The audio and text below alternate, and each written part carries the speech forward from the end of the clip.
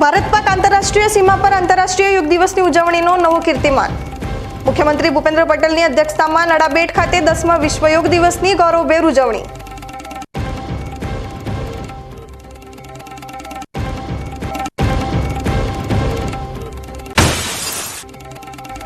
બનાસકાંઠા જિલ્લાના શહેરો તેમજ ગામડાઓમાં આંતરરાષ્ટ્રીય યોગ દિવસની કરાઈ ઉજવણી। યોગ ગુરુઓના માર્ગદર્શન મુજબ કર્યા યોગ।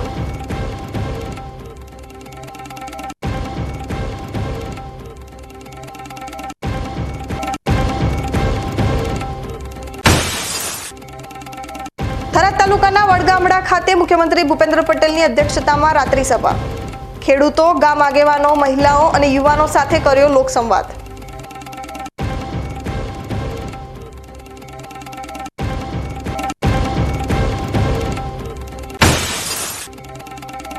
એક વર્ષ બાદ પણ વીજ વિભાગ દ્વારા વીજ પોલનું નથી કરાયું સમારકામ।